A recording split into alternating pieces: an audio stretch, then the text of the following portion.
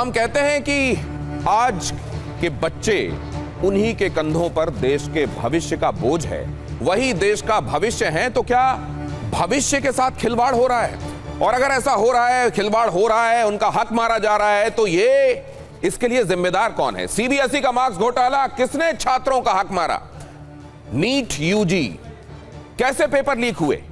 अभी इस पहेली का कोई ठीक सवाल का जवाब मिला भी नहीं है। और अभी देखिए, ऐसा लगने लगा है कि क्या सिस्टम असंवेदनशील है। यह खबर देखिए, सीबीएसई के चेयरमैन और सेक्रेटरी का तबादला कर दिया गया है। इस वक्त की बड़ी खबर जिसके साथ शुरुआत कर रहा हूं, अभी अभी यह खबर आई है, सीबीएसई के चेयरमैन राहुल सिंह का तबादला हो गया। ओएसएम की जांच के लिए कमेटी गठित कर दी गई है कि ये पूरी गड़बड़ हुई कैसे, इसके लिए कमेटी गठित कर दी गई। और सीबीएसई के सेक्रेटरी हिमांशु गुप्ता का तबादला कर दिया गया। हमारे संवाददाता इस बारे में आनंद और ज्यादा जानकारी के साथ हमारे साथ जुड़ रहे हैं। आनंद, बताइए। देखिए, जिस तरह से लगातार छात्रों की शिकायत आ रही थी, ओएसएम को लेकर अभिभावकों की शिकायत आ रही थी कि बच्चों ने अच्छे मार्क्स तो दिए, अच्छी कॉपी लिखी है और अच्छे आंसर दिए, लेकिन जो मार्क्स उनके आए हैं और जो उनको आंसर शीट बाद में दिखाई गई, दोनों मैच नहीं करता था।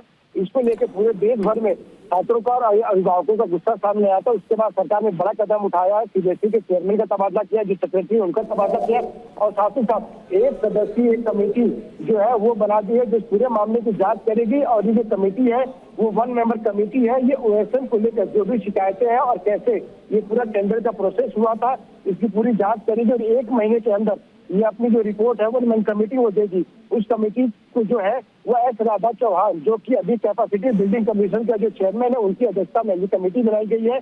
और साथ ही साथ इसको अगर इस कमेटी को जरूरत पड़ती है तो वो जो बाकी जो डिपार्टमेंट है जो इस मामले से जुड़े हुए उनका सहयोग लेगी और उनको सब सहयोग देने के लिए बोला गया है। और साथ ही साथ इस पूरे जांच कमेटी को जो कैपेसिटी बिल्डिंग कमीशन है उसको एक सेक्रेटेरियल सपोर्ट भी उसकी कमेटी को देगा। साथ ही साथ हमको ये बता दें कि 1 महीने का समय दिया गया है कि 1 महीने के अंदर ये कमेटी अपनी रिपोर्ट दे।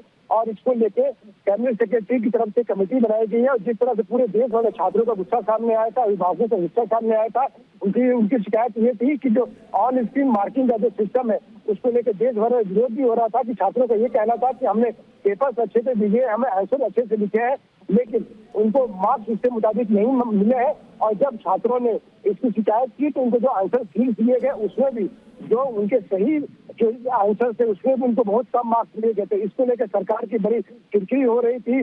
शिक्षा मंत्रालय को लेकर सरकार के ऊपर सवाल उठे थे। अब इसके जाके जो हेड्स है वो रोल हुए हैं, सीबीएसई चेयरमैन का तबादला कर दिया गया, सेक्रेटरी का तबादला कर दिया गया और एक सदस्यीय कमेटी बना दी।